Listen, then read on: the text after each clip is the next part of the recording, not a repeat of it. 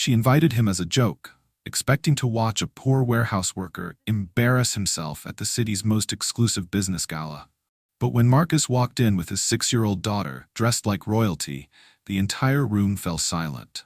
What happened next would expose the cruelest truth about how society treats the invisible people among us. Before we dive into this incredible story of hidden strength and shocking revelations, I need you to do something. Comment below. Have you ever been underestimated because of how you looked? Maybe someone judged your worth by your clothes, your job, or where you lived? We've all been there, and this story will remind you that appearances can be devastatingly deceiving. If you've ever felt invisible, overlooked, or dismissed by people who thought they were better than you, this story will change everything about how you see the world around you. The rain drummed steadily against the windows of Riverside's most upscale coffee shop, where crystal chandeliers cast warm light over marble tables and leather armchairs that cost more than most people's monthly rent. The morning crowd consisted of perfectly dressed professionals, their designer suits and polished shoes reflecting their elevated status in the city's social hierarchy. In the far corner, away from the main flow of traffic, Marcus Thompson sat quietly with his 6-year-old daughter, Lily.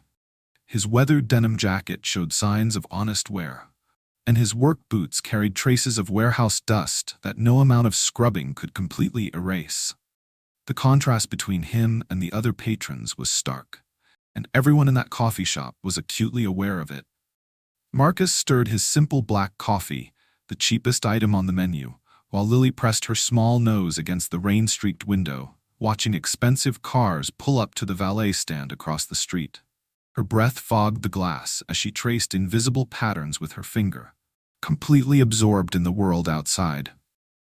"Daddy," she whispered, her voice barely audible above the gentle murmur of sophisticated conversation around them. "Why do those people look at us with funny faces?" The question hit Marcus like a physical blow, though his expression remained calm. He had hoped Lily was too young to notice, too innocent to pick up on the subtle ways people communicated their judgment. But children see everything, especially when it involves their parents. "What do you mean, sweetheart?" he asked gently, though he knew exactly what she meant. Lily turned from the window, her dark eyes reflecting a wisdom that seemed far beyond her years. "The lady at the counter made that face when we ordered, and the man in the fancy suit keeps looking at us like we're wrong." Marcus glanced discreetly around the coffee shop and saw what his daughter had observed with painful clarity. The barista had indeed served them with barely concealed irritation, clearly annoyed that they were occupying premium seating while ordering basic drinks. The businessman Lily mentioned was stealing glances their way, his expression a mixture of curiosity and disdain, as if trying to figure out how they had managed to afford entry into this exclusive space.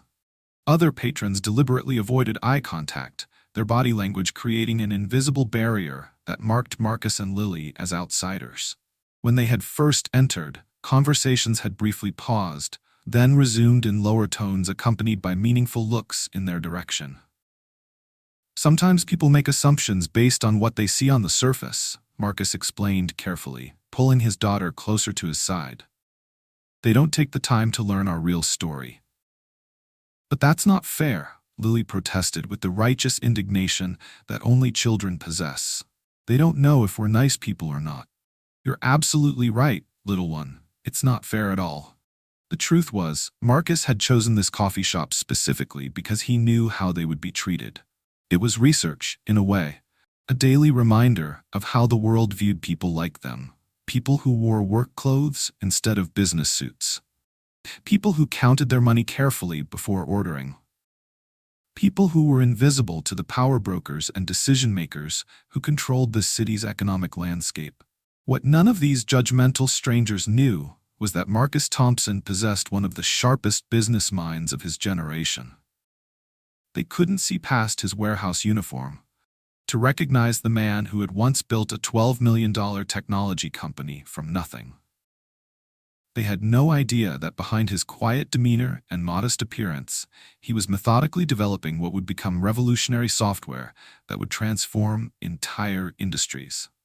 His phone buzzed softly on the table, displaying a message that would have shocked every person in that coffee shop if they could read it. Patent application approved. Legal team confirms international filing success. 3 major corporations requesting development meetings. Marcus glanced at the message, then calmly turned his phone face down.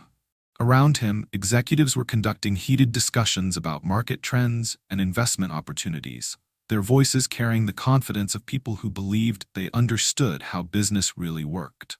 None of them suspected that the man they were ignoring possessed insights that would soon reshape their entire industry. "Daddy, are we poor?" Lily asked suddenly, her question cutting through the ambient noise like a knife. The question caught Marcus off guard, not because it was unexpected, but because of the clinical way she asked it, as if she were simply trying to understand their place in the world's complicated social structure. "What makes you ask that, sweetheart?" Lily considered her words carefully, the way children do when they're trying to process adult concepts that don't quite make sense. "The kids at school talk about poor people. They say poor people can't afford nice things and have to work hard jobs. We don't have nice things like theirs, and you work really hard." Marcus felt his heart break a little. His daughter was trying to categorize their life based on the limited information available to her 6-year-old understanding. She couldn't know that he had deliberately chosen their modest lifestyle, or that the hard job at the warehouse was providing him with insights worth millions of dollars. "We have everything we need," he said finally. "We have each other, we have our health, and we have people who love us. Those are the most valuable things in the world." "But we don't have a big house or fancy cars," Lily persisted. "No, we don't. But does that make us less important than the people who do?" Lily shook her head immediately. "No way. You're the smartest person I know." Marcus smiled, and for a moment, the judgment of strangers felt completely irrelevant. His daughter's unconditional love and respect meant more than all the approval he had once received from business associates and society pages. A well-dressed woman at the next table was speaking loudly into her phone about a charity fundraiser, her tone suggesting that her involvement was more about social positioning than genuine concern for the cause. "Of course we'll attend," she was saying. "It's important to be seen supporting the right organizations. The guest list is quite exclusive. Only serious contributors are invited." Marcus listened to this conversation with professional interest. In his previous life, he had attended dozens of similar events, writing checks and making appearances that were more about networking than philanthropy. Now, from his current perspective, he could see how hollow much of that world really was. His phone buzzed again, this time with a call from someone whose name would have been instantly recognizable to every person in that coffee shop. Marcus declined the call and sent a quick text. "In meeting. We'll call back within the hour." Within the hour, he would indeed return that call, discussing details of a technology licensing deal worth more than most of these coffee shop patrons would see in their lifetimes. But right now, he was simply a father having coffee with his daughter, teaching her that a person's worth cannot be measured by external appearances or social approval. If this story is already opening your eyes to how we treat the people around us, hit that like button and let me know in the comments what you think Marcus is really hiding. Trust me, you're not prepared for where this goes next. 3 days later, Marcus returned home from his warehouse shift to find something unexpected waiting outside their modest apartment door. Lily discovered it first, her small hands carefully picking up the cream-colored envelope that had been slipped beneath their door sometime during the day. "Daddy, look what someone left for us," she called out, her voice echoing with the excitement children feel when they receive any kind of mail addressed to adults. Marcus set down his work bag and examined the envelope with growing curiosity. The paper felt substantial between his fingers, the kind of heavy, expensive cardstock that cost more per sheet than most people spent on entire boxes of stationery. His name was written across the front in elegant calligraphy, each letter perfectly formed with the kind of precision that suggested professional penmanship rather than casual handwriting. The return address made his blood run cold. Blackwood & Associates, Executive Offices. Richard Blackwood, The name alone was enough to transport Marcus back to a time when such envelopes arrived regularly, when invitations to exclusive events were routine parts of his business life. But that was before everything changed, before he had deliberately walked away from that world to rebuild himself from the ground up. Marcus carefully opened the envelope, revealing an invitation printed on matching cardstock with raised gold lettering that caught the light from their apartment's basic fixture. The formal language was exactly what he expected from Richard's circle. You are cordially invited to the annual Riverside Business Excellence Gala. Join us as we celebrate the achievements of our community's most successful entrepreneurs and business leaders. Black tie required. Saturday, November 15th, 7 p.m., the Grand Riverside Hotel. But it was the handwritten note at the bottom that revealed the true purpose of this invitation. Thought you might enjoy seeing how real business is conducted these days. It would be educational for you. Richard Blackwood. The words hit Marcus like a carefully aimed slap.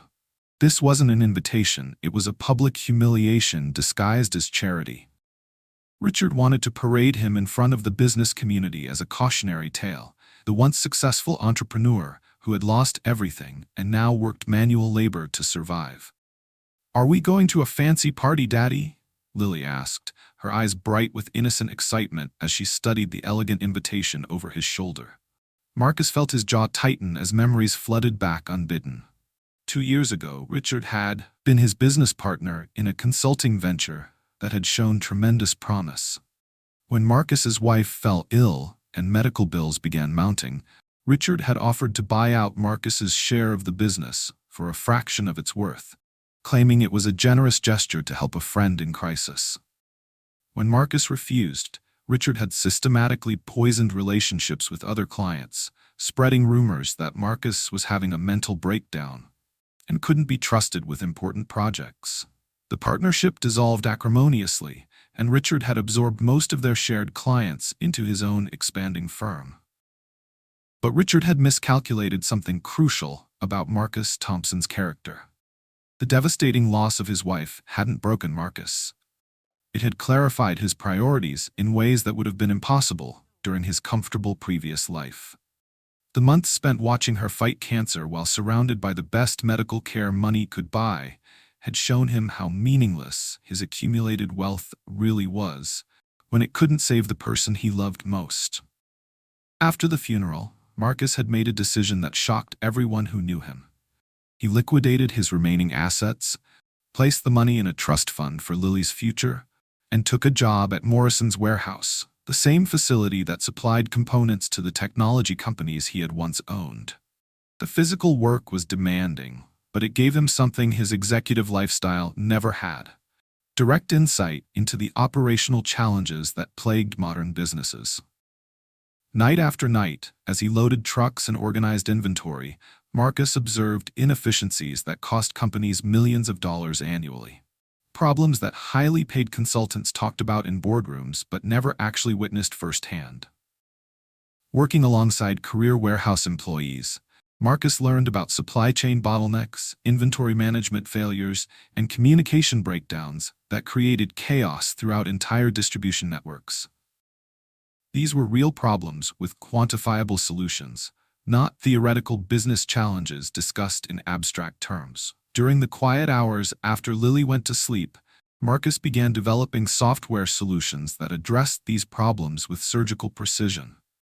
His unique perspective, combining executive-level business understanding with ground-floor operational experience, allowed him to create algorithms that revolutionized how inventory moved through complex distribution systems. The software platform he had been developing would eliminate waste, reduce costs, and improve efficiency in ways that existing business solutions couldn't match. 3 major corporations had already expressed serious interest in licensing the technology, though none of them realized that the breakthrough innovations came from a warehouse worker they probably wouldn't acknowledge if they passed him on the street. Now, Richard Blackwood wanted to display him like a trophy at the city's most exclusive business event. Proof that abandoning the cutthroat world of corporate success led inevitably to failure and obscurity. Marcus read the invitation again, his analytical mind already calculating possibilities. This wasn't just an attempt at humiliation. It was an opportunity that Richard was too arrogant to recognize. "Daddy, can we go to the party?"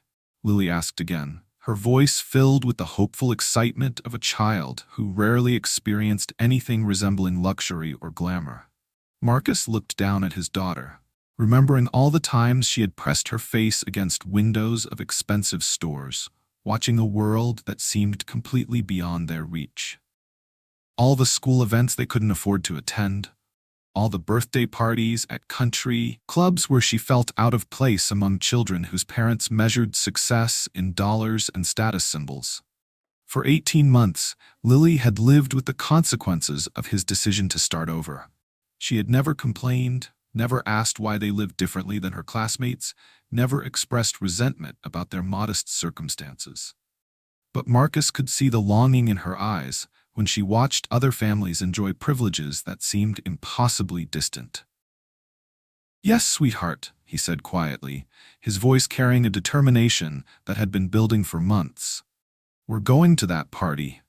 Lily's face lit up with pure joy, but Marcus's expression remained thoughtful.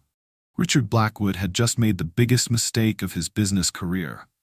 He had given Marcus Thompson the perfect stage to demonstrate that true success couldn't be measured by appearances or assumptions.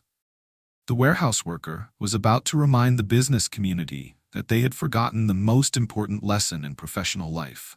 Never underestimate an opponent whose true capabilities you don't understand. Like this video if you think Richard Blackwood is about to learn a lesson he'll never forget. The next morning, Marcus called in sick to his warehouse shift for the first time in 18 months. The lie felt foreign on his tongue. But the circumstances demanded extraordinary measures. Today would require his complete attention and absolute secrecy. "Where are we going, Daddy?" Lily asked as they boarded a bus that would take them far from their neighborhood, far from anyone who might recognize them or question their unusual midweek expedition. "We're going on a special adventure," Marcus replied, his voice carrying a note of excitement that made Lily bounce in her seat. "But it has to be our secret, okay? Just between us." The 3-hour journey took them to a city where Marcus could shop without risk of recognition. He had chosen this location carefully, upscale enough to provide what they needed, but distant enough to ensure complete anonymity. As they stepped off the bus in the elegant downtown district, Lily's eyes widened at the sophisticated storefronts and well-dressed pedestrians. Their first stop was an exclusive men's formal wear boutique, where crystal displays showcased tuxedos that cost more than most people's monthly salaries. The sales associate, a distinguished gentleman in his 50s, initially appeared skeptical of their presence. But when Marcus produced a thick envelope of cash and spoke knowledgeably about fabric quality and tailoring specifications, the man's demeanor shifted to respectful attention. "I need a complete formal ensemble," Marcus explained, his tone carrying an authority that seemed to emerge from nowhere. "Perfect fit, highest quality materials, ready for pickup by tomorrow afternoon." The fitting process revealed something remarkable about Marcus's transformation. As he stood before the three-way mirror in a perfectly tailored black tuxedo, he seemed to inhabit a completely different identity. The warehouse worker disappeared, replaced by someone who commanded natural respect and attention. The expensive fabric moved with him like liquid silk, and his posture straightened with unconscious confidence. Lily watched in fascination as her father became someone she had never seen before. "Daddy, you look like a prince," she whispered, her voice filled with awe. The sales associate nodded approvingly. "Sir has excellent taste. This particular designer creates formal wear for heads of state and Fortune 500 executives." While the final alterations were being marked, Marcus excused himself to make several phone calls in private. Lily remained in the boutique, charming the staff with her polite curiosity about the elegant surroundings. "David, it's Marcus," he said into his phone, his voice low but urgent. "I need those patent applications expedited. Yes, I understand the timeline, but circumstances have changed. The platform launches Monday regardless of their schedule." The second call was even more intriguing. "Margaret, I appreciate your patience. The licensing agreements are ready for signature." No, I won't be taking any investor meetings until after the weekend. Trust me, the market will be very different by Monday morning. Each conversation lasted only minutes, but the content suggested connections and capabilities that seemed impossible for a warehouse employee to possess. Marcus spoke with the casual confidence of someone accustomed to making decisions involving massive sums of money and complex business relationships.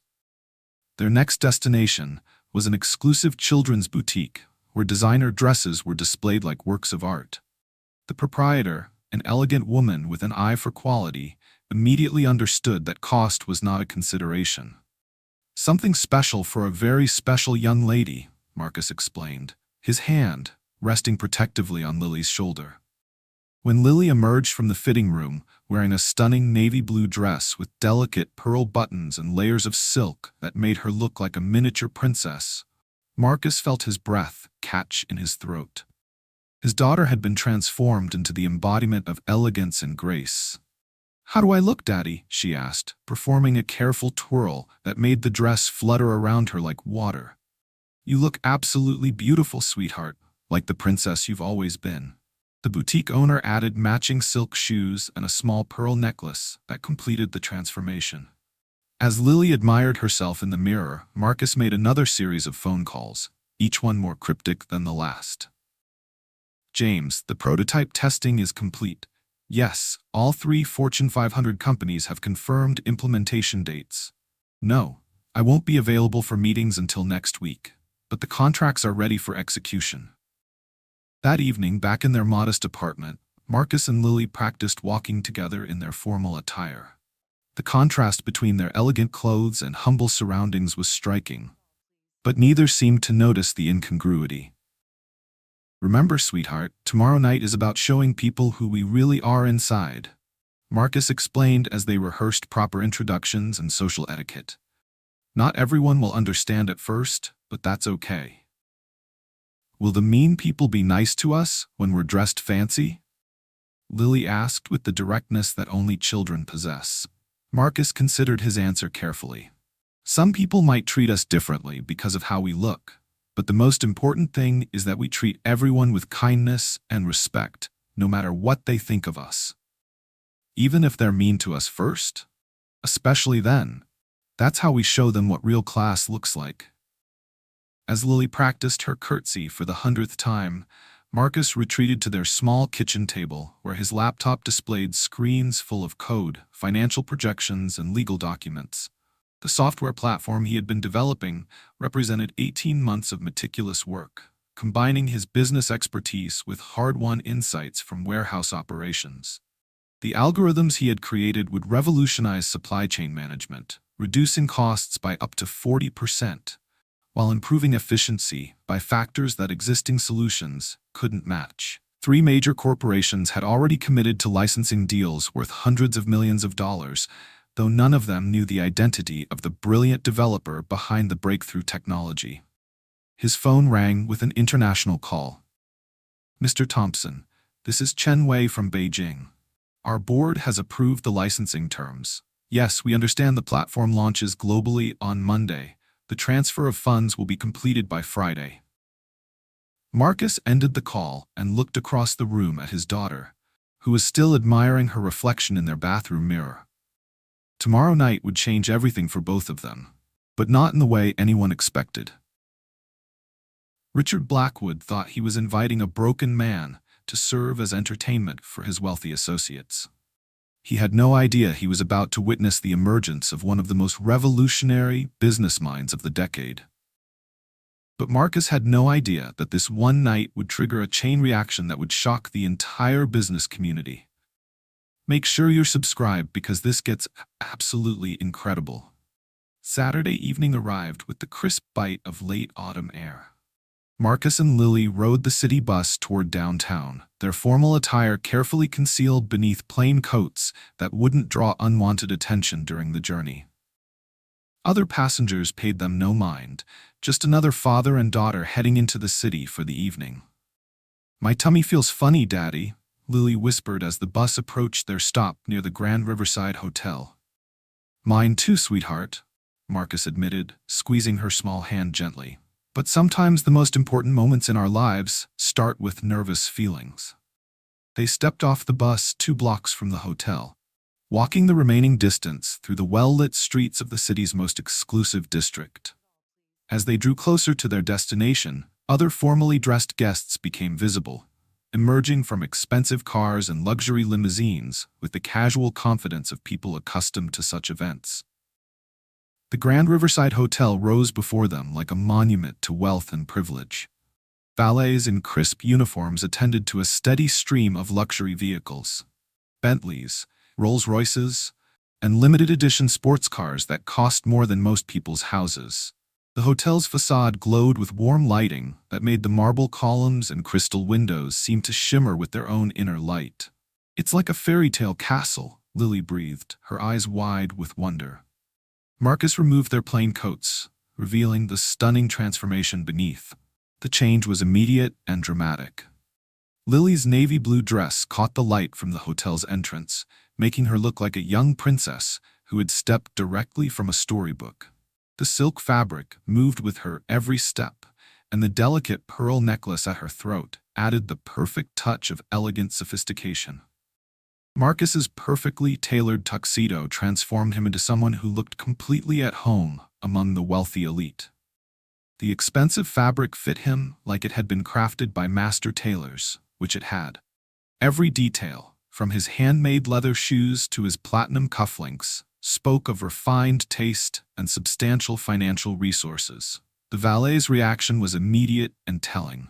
The young man had been preparing to politely redirect them to the staff entrance, assuming they were service workers who had gotten confused about their entry point. But when he saw their elegant appearance, his entire demeanor shifted to respectful attention. "Good evening, sir," the valet said, clearly confused about how such obviously wealthy guests had arrived on foot. "Will you be needing valet service this evening?" "No, thank you," Marcus replied with the kind of calm confidence that suggested he was accustomed to making such decisions. "We prefer to walk when weather permits." As they entered the hotel's opulent lobby, conversations began to quiet around them. The massive crystal chandelier overhead cast brilliant light across marble floors that reflected their image like mirrors. Elegant floral arrangements that cost more than most people's weekly salaries adorned every surface, and the subtle fragrance of expensive flowers filled the air. The other guests were exactly what Marcus had expected. The city's business elite, dressed in their finest formal wear, their jewelry and accessories broadcasting their wealth and social position. But what struck him most was the way they moved through the space with the unconscious entitlement of people who had never questioned their right to occupy such exclusive environments. Richard Blackwood spotted them first from across the lobby, his expression cycling through several emotions in rapid succession. The initial smug satisfaction, clearly anticipating the spectacle of watching Marcus struggle in formal surroundings, gave way to confusion, then shock, and finally something that looked almost like alarm. He approached with his wife Victoria, both of them studying Marcus and Lily with barely concealed bewilderment.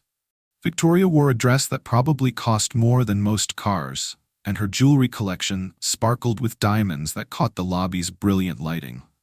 "Marcus Thompson," Richard said, his voice carrying forced warmth that fooled no one. "I'm genuinely surprised you decided to attend. I wasn't certain you would be comfortable in this environment." The condescension was unmistakable, though wrapped in polite social language. Several nearby guests turned to observe the interaction, sensing potential drama among the evening's entertainment. "Hello, Richard," Marcus replied calmly, his voice carrying none of the deference Richard had clearly expected.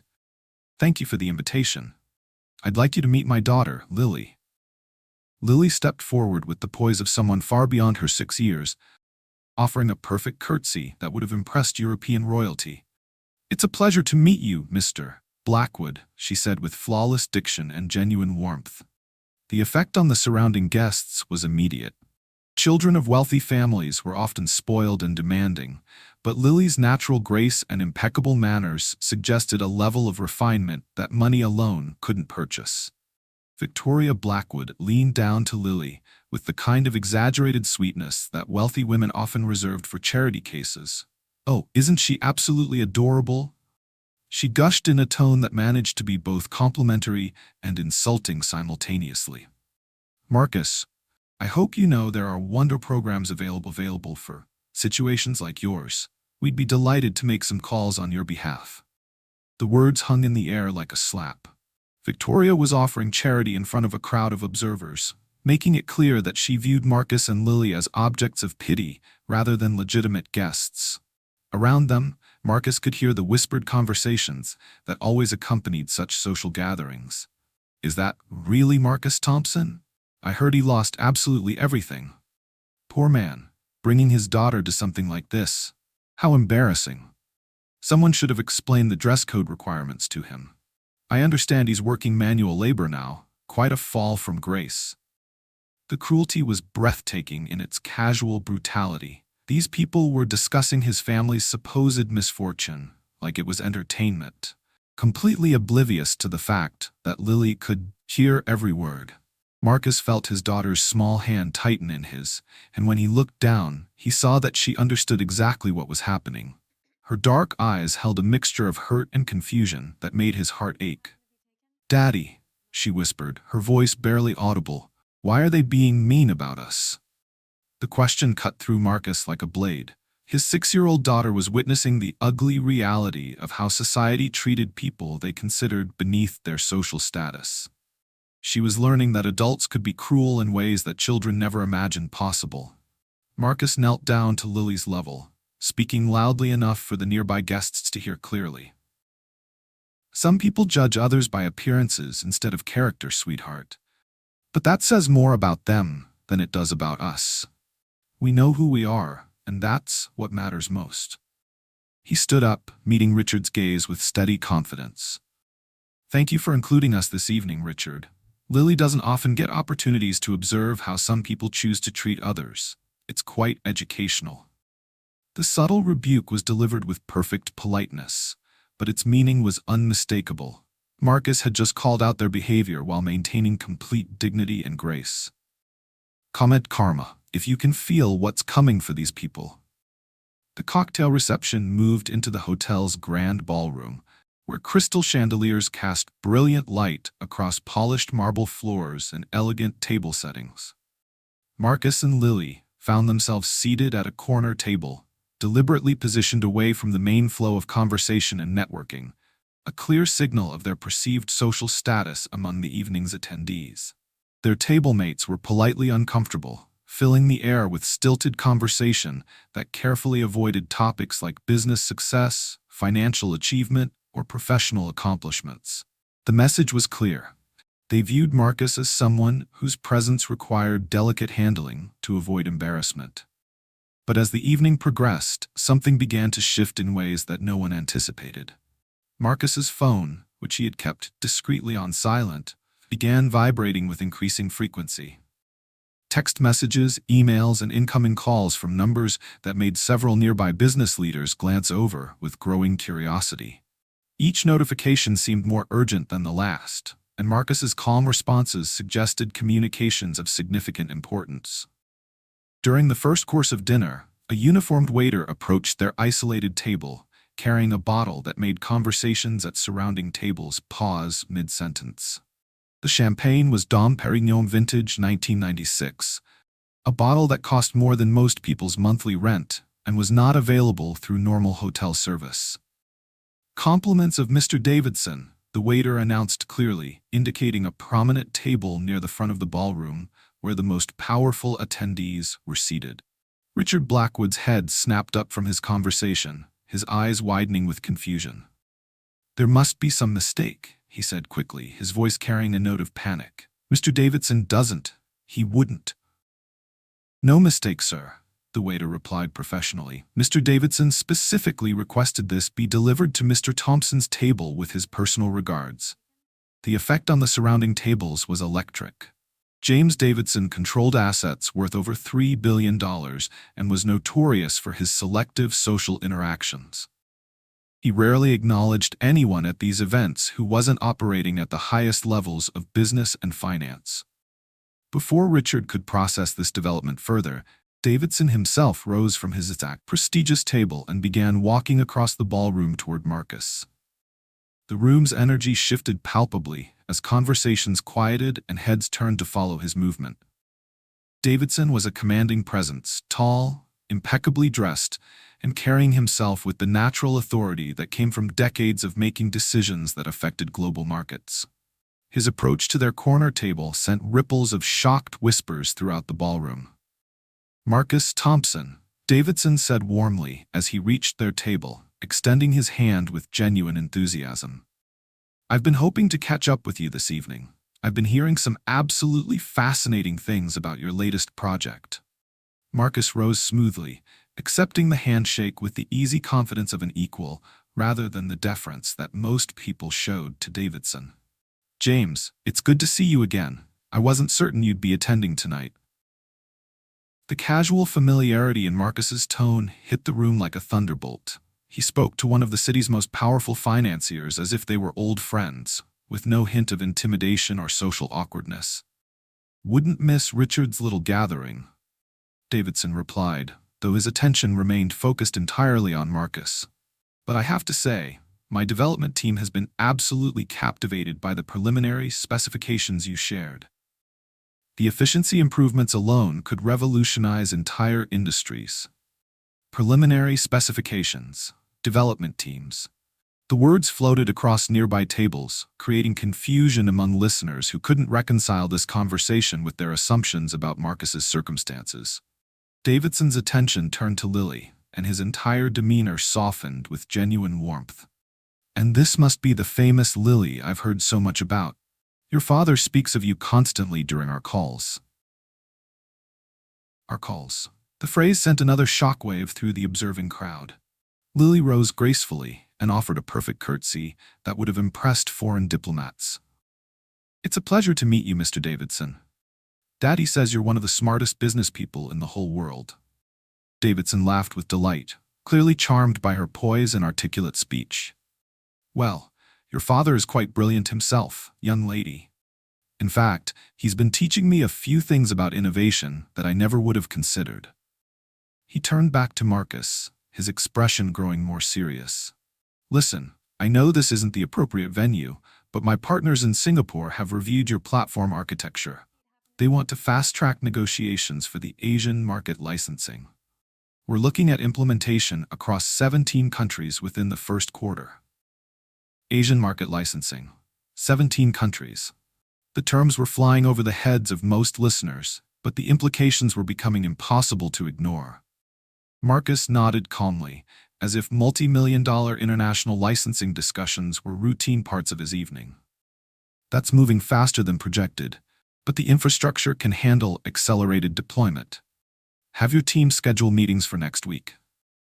Before Davidson could respond, Marcus's phone began ringing with an incoming call that made Davidson's eyes widen with recognition. "You should take that," Davidson said with obvious respect. "I'll let you get back to your evening, but Marcus, this conversation isn't finished. What you've developed is going to change everything." As Davidson walked away, the ballroom erupted in barely controlled whispers and speculation. Marcus's phone continued ringing, and he answered it with casual professionalism. "Marcus Thompson speaking. Yes, the beta testing phase completed ahead of schedule? No. 3 Fortune 500 companies have already committed to implementation contracts. The revenue projections? We're looking at approximately $50 million in the first quarter alone." $50 million. The number rippled through nearby tables like a physical force. Victoria Blackwood, who had been smugly discussing charity programs just an hour earlier, was now staring at Marcus with an expression of growing horror. Her husband Richard had gone completely pale, his champagne glass forgotten as he struggled to process what he was witnessing. At surrounding tables, well-dressed guests were discreetly pulling out their phones, undoubtedly researching Marcus's name and trying to understand the dramatic disconnect between their assumptions and the reality unfolding before them. Marcus's conversation continued, his voice carrying just enough for nearby listeners to catch fragments that made increasingly less sense given what they thought they knew about him. "Yes, the patent applications were approved last week. The intellectual property portfolio is now valued at approximately $120 million. No, I'm not interested in additional investors at this time. The platform is self-funded and generating revenue from day one. $120 million. The number hit the room like an earthquake. Margaret Chen, president of the city's most prestigious venture capital firm, rose abruptly from her table and began walking toward Marcus with obvious urgency. Her firm controlled over $2 billion in investment capital, and she was known for her ability to identify revolutionary technologies before they became publicly known. "Marcus," she said breathlessly as she approached their table, "I apologize for interrupting your dinner, but I just received a call from my technology analysts in Silicon Valley. They've been reviewing the preliminary data on your supply chain optimization platform, and frankly, they're calling it the most significant breakthrough in logistics technology in over a decade." She paused, trying to catch her breath, while the surrounding tables strained to hear every word. "We need to discuss investment opportunities immediately. My partners are talking about a potential valuation that could exceed $200 million within the first 18 months of market introduction." $200 million. The number landed on the room like a bomb. Conversation stopped entirely as guests tried to process the impossible reality of what they were hearing. The struggling warehouse worker they had been pitying and dismissing was apparently the developer of technology worth hundreds of millions of dollars. Richard Blackwood's face had drained of all color. His wife Victoria clutched his arm, her eyes wide with shock and confusion. Around them, other guests were frantically typing on their phones, researching Marcus Thompson and trying to understand how they had so completely misjudged the situation.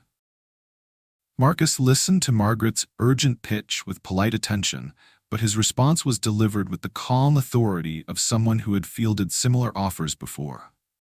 "Margaret, I appreciate your firm's interest, but as I've explained to your competitors, I'm not seeking external investment at this time. The platform launches Monday morning with full implementation contracts already in place. The technology is profitable from day one." Full implementation contracts, profitable from day one. Each phrase hammered home the growing realization that they were witnessing something extraordinary, the revelation of hidden success on a scale that dwarfed most of their own achievements. Margaret pressed forward desperately. "Marcus, we're prepared to discuss valuations approaching $500 million for the right partnership agreement." $500 million. The number silenced the entire section of the ballroom. Guests at tables throughout the area had stopped pretending to conduct their own conversations and were openly staring at the impossible scene unfolding at the corner table they had dismissed just hours earlier. Before Margaret could continue her increasingly desperate pitch, the ballroom's main doors burst open with a force that drew every eye in the room. David Kim, senior partner at one of the nation's most prestigious intellectual property law firms, strode across the marble floor with obvious urgency, his expensive suit wrinkled from travel and his usually perfect composure replaced by barely contained excitement. Kim's firm represented some of the world's largest technology companies, and his personal client list included billionaire inventors and Fortune 100 corporations. His unexpected appearance at what was supposed to be a routine charity gala sent immediate shockwaves through the assembled business leaders. "Marcus," he called out across the ballroom, his voice carrying over the hushed conversations and clinking crystal. "I've been trying to reach you for 3 hours. The patent office just confirmed approval on all 12 applications. Every single innovation has been granted full protection across 17 countries. 12 patents. 17 countries." The numbers hit the room like consecutive lightning strikes. Kim reached their corner table, breathing heavily from his rush across the city. "I flew here directly from Washington. The intellectual property portfolio alone is being valued at over $400 million by our assessment team. This is unprecedented for breakthrough technology in the logistics sector. $400 million in intellectual property." The number created a visible ripple of shock through the observing crowd as guests struggled to process the magnitude of what they were hearing. "But that's not the remarkable part," Kim continued. his excitement barely contained. 3 Fortune 500 companies have confirmed implementation contracts worth a combined initial value of $500 million, with projected revenue scaling that could reach $2 billion within the first 3 years of global deployment. The silence that followed was absolute.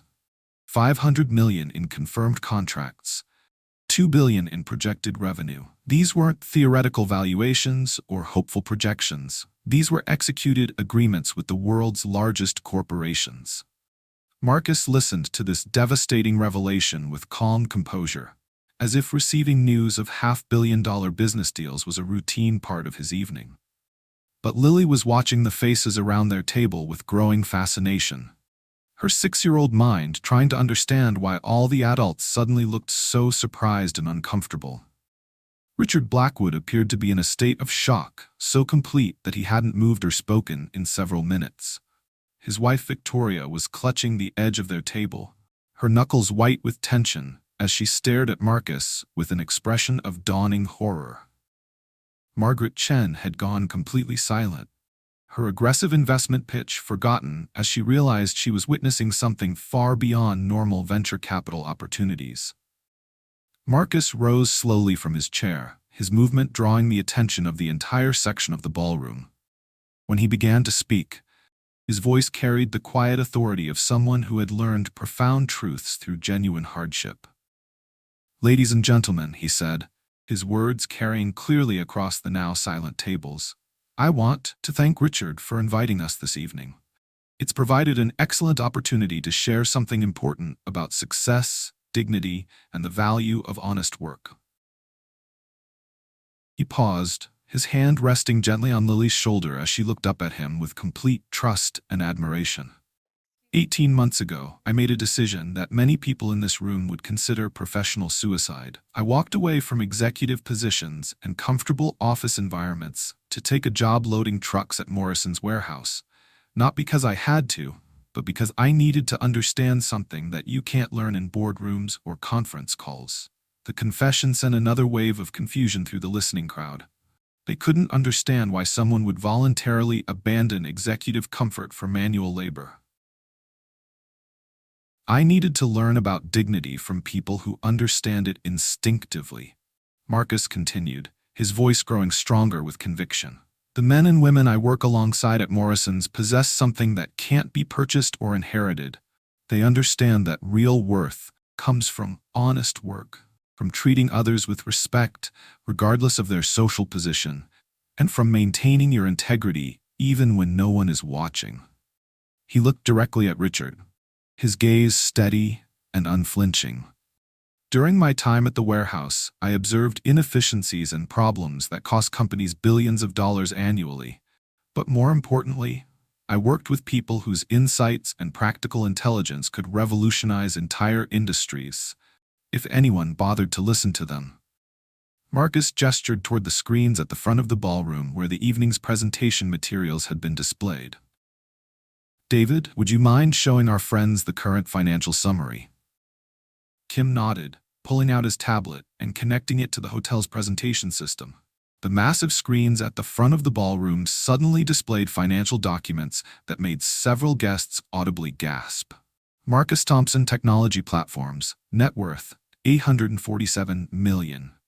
The number appeared in bold letters across multiple screens, accompanied by detailed breakdowns that confirmed its accuracy. Patent portfolios, licensing agreements, implementation contracts, and revenue projections filled the display with undeniable proof of extraordinary business success. But Marcus wasn't finished with his revelations. "Here's what makes this different from traditional business success," he said, his voice carrying an emotional weight that commanded absolute attention. Every warehouse employee at Morrison's has been granted equity participation in the technology platform they helped inspire. When these systems go live on Monday morning, 47 warehouse workers will become millionaires. The impact of this statement was unlike anything that had preceded it. These business leaders understood million-dollar success stories, but the concept of deliberately sharing wealth with manual laborers was so foreign to their experience that many seemed unable to process the information. "My wife taught me," during her final weeks that success without purpose is meaningless, Marcus continued, his voice softening with memory.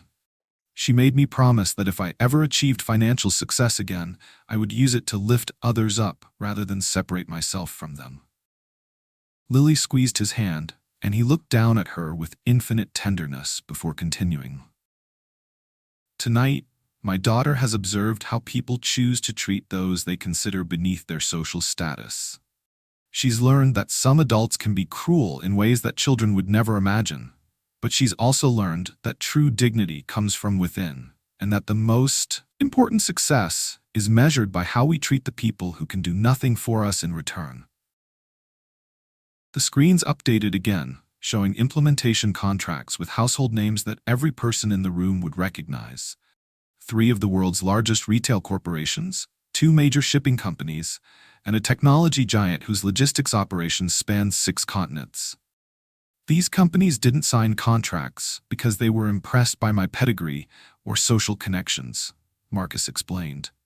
They signed because warehouse workers identified real problems and helped develop practical solutions that will save them hundreds of millions of dollars annually. He paused, surveying the stunned faces around the ballroom. Real success lifts everyone up. It doesn't require stepping on others or treating people as disposable. The most valuable insights often come from the people closest to the actual work, not the people furthest from it. Margaret Chen was frantically typing on her phone, undoubtedly communicating with her partners about the investment opportunity that had just slipped beyond their reach. Richard Blackwood sat motionless, his face reflecting the growing realization that he had catastrophically misjudged both Marcus's capabilities and character. But Marcus's attention remained focused on his daughter, who had listened to every word with the serious attention that children give to lessons they instinctively understand are important. "Come on, sweetheart," he said gently, helping Lily from her chair. "I think it's time we went home." As father and daughter prepared to leave, the $800 million man and his princess daughter, who had been invited as entertainment for the wealthy elite, the ballroom remained in stunned silence. The warehouse worker had just delivered the most devastating lesson in business ethics that any of them had ever witnessed. As Marcus and Lily prepared to leave the ballroom, the transformation in the room's energy was immediate and nauseating. The same people who had whispered cruel judgments and offered condescending charity just hours earlier were now desperately positioning themselves for contact with the $800 million revelation walking among them. Richard Blackwood rose from his table with obvious panic, his face flushed with embarrassment and desperate calculation. The man who had orchestrated this evening as a cruel display of Marcus's supposed failure was now witnessing his own public humiliation on an unprecedented scale. "Marcus, wait," Richard called out, his voice carrying across the ballroom with undignified urgency. "I think there's been a misunderstanding about everything. Perhaps we could discuss some business opportunities. My firm has extensive connections that could be valuable for your expansion plans." The pathetic reversal was so complete that several nearby guests visibly cringed at Richard's transparent desperation. This was the same man who had written the cruel invitation, the same person who had expected to watch Marcus stumble through an evening of social embarrassment. Marcus paused, turning to face Richard with an expression of calm disappointment rather than anger. "Richard, the only misunderstanding was your assumption that a person's worth can be measured by their current circumstances rather than their character." Before Richard could respond, other guests began approaching with barely concealed urgency. Victoria Blackwood, who had offered charity programs just hours earlier, was now attempting to engage Lily in animated conversation about private schools and exclusive summer programs. "Lily, darling," Victoria gushed with the kind of exaggerated enthusiasm that children immediately recognize as false. "You simply must tell me about your interests. We sponsor the most wonderful programs for gifted young ladies." The irony was suffocating. The same child they had dismissed as a charity case was now being courted as if she were foreign royalty. Lily looked up at the suddenly attentive adults with confusion and something that might have been disgust. Margaret Chen was frantically trying to schedule follow-up meetings, despite having been clearly told that external investment wasn't being sought. Other venture capitalists were approaching with business cards and urgent requests for private conversations. James Davidson, who had maintained his dignity throughout the evening, approached Marcus with genuine respect. "I'm curious about your employee equity program," he said quietly. "That's an extraordinary approach to sharing success." "It's not extraordinary," Marcus replied. "It's basic human decency. The people who helped create the value should benefit from that value." The concept seemed to perplex many of the listening business leaders, who had built their wealth through traditional models that concentrated benefits at the top of organizational hierarchies. As they moved toward the ballroom exit, Marcus felt his daughter's small hand tighten in his grip. The attention from adults who had ignored her earlier was clearly making her uncomfortable. "Daddy," she whispered, "why are all these people suddenly being nice to us? Are they the same people from before?" The question cut straight to the heart of everything Marcus had hoped she wouldn't have to learn quite so young. These adults were revealing the ugly truth that their kindness was conditional on perceived wealth and status. "Yes, sweetheart, they're the same people," he said loud enough for nearby guests to hear. "Some people only show respect when they think it might benefit them somehow." The indictment hung in the air like a physical presence, and several approaching guests slowed their advance, apparently recognizing the futility of their transparent networking attempts. Outside the hotel, Marcus deliberately walked past the waiting taxi stand and headed toward the bus stop 2 blocks away. Lily walked beside him in her elegant dress, the contrast between their formal attire and modest transportation choices a perfect symbol of their values. "Why aren't we taking a fancy car, Daddy?" Lily asked as they waited for the city bus that would take them home to their modest apartment. "Because taking the bus didn't become wrong when people found out we could afford taxis," Marcus explained gently. "We didn't need expensive cars to be happy before, and we don't need them now."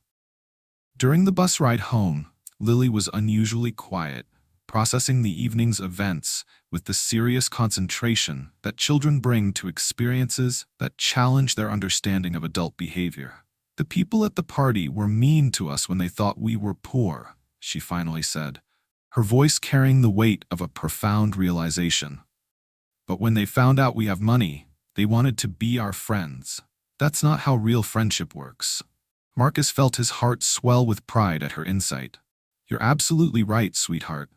Real friends care about who you are as a person, not what you own or how much money you have. So the warehouse workers who are nice to us every day are better friends than the rich people at the party?" "What do you think?" Marcus asked, wanting her to reach the conclusion herself.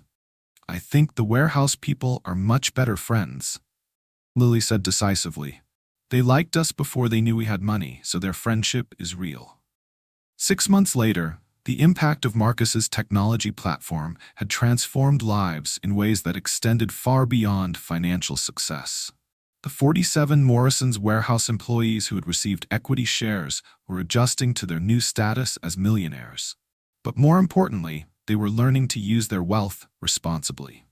Marcus had established scholarship programs, funded small business loans for warehouse workers with entrepreneurial dreams, and created educational opportunities that allowed manual laborers to develop technical skills for higher-paying positions.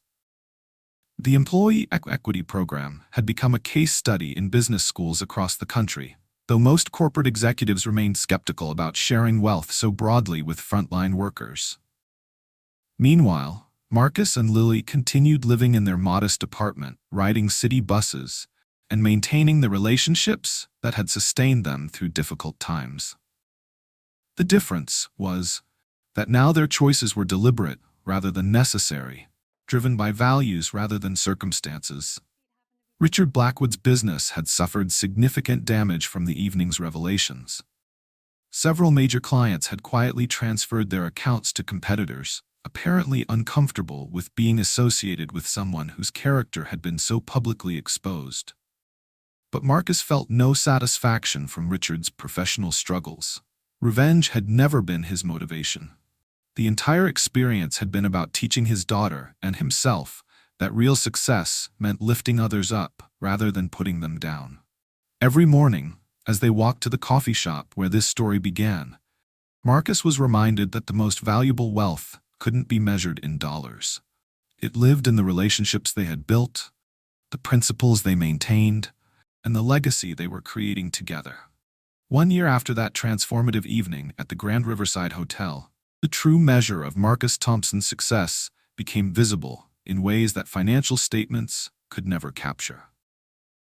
The revolution he had started wasn't just about technology or wealth distribution.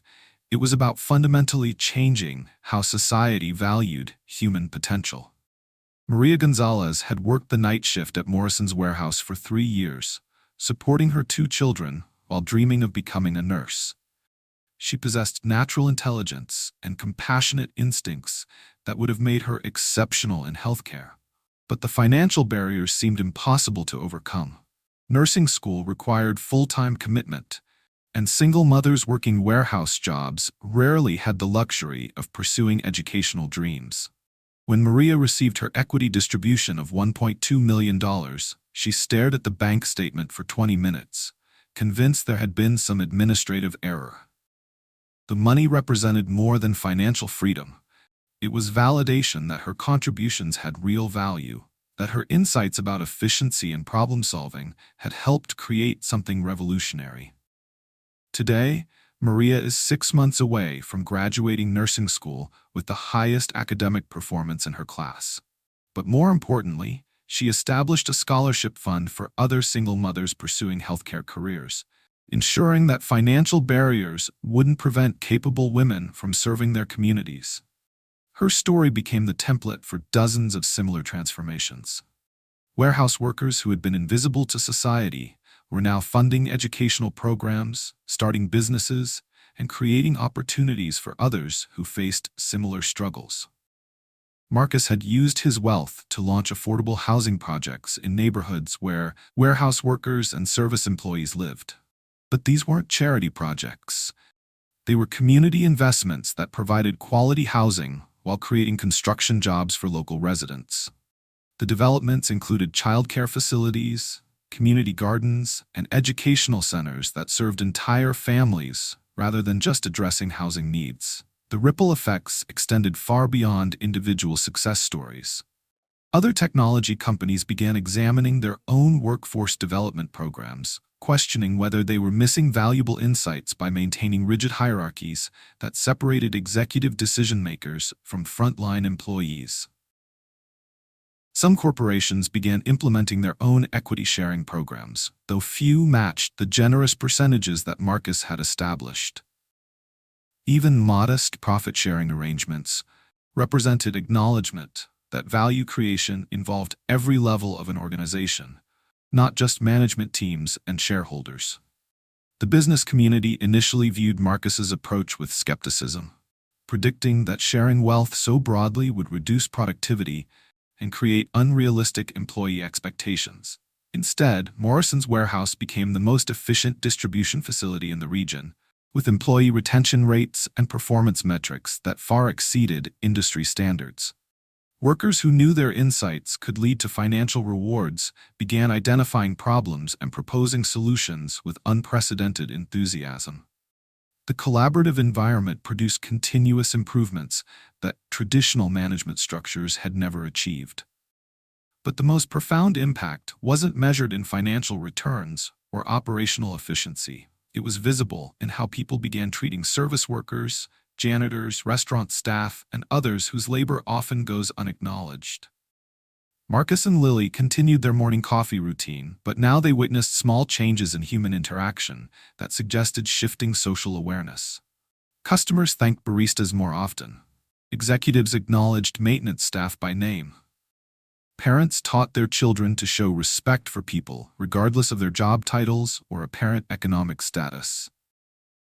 The story of that evening at the Grand Riverside Hotel had spread through social media, corporate networks, and community organizations, becoming a cautionary tale about the dangers of judging people by appearances while inspiring conversations about dignity and respect. Marcus realized that his greatest achievement wasn't the technology platform or the financial success. It was demonstrating that business success could coexist with moral integrity, that wealth could be used to lift others rather than separate oneself from them, that the most valuable innovations often came from people closest to the actual work rather than those furthest from it. During a recent interview, a journalist asked Marcus what advice he would give to other successful entrepreneurs. His response captured the philosophy that had guided every major decision since his wife's death. Success should be measured by contribution, not accumulation. The goal isn't to collect wealth like trophies in a display case. Real success means creating value that improves lives, builds communities, and leaves the world better than you found it. He paused, considering his words carefully before continuing. Every day we encounter people who seem invisible to society: the janitor, the cashier, the warehouse worker, the security guard. These people possess dignity, intelligence, and insights that could transform entire industries if anyone bothered to listen. The invitation isn't to offer charity or pity. The invitation is to recognize their full humanity and create systems that allow everyone's potential to flourish. This wasn't just business philosophy, it was a call to action for anyone who had ever dismissed someone based on their job title, their clothes, or their apparent circumstances. The most powerful legacy wasn't the millions of dollars distributed to warehouse workers or the revolutionary technology platform. It was the simple recognition that every person possesses inherent worth that extends far beyond their current situation. Lily, now 7 years old and still riding city buses to school, had internalized this lesson in ways that gave Marcus hope for future generations. She greeted everyone with genuine warmth, from corporate executives to homeless individuals, because she understood that respect wasn't conditional on social status. If this story inspired you to see people differently, smash that subscribe button and share this with someone who needs to hear it. What's the most important lesson you learned from Marcus and Lily's journey? Tell me in the comments below. Because real change happens when we all commit to treating the invisible people around us with the dignity they deserve.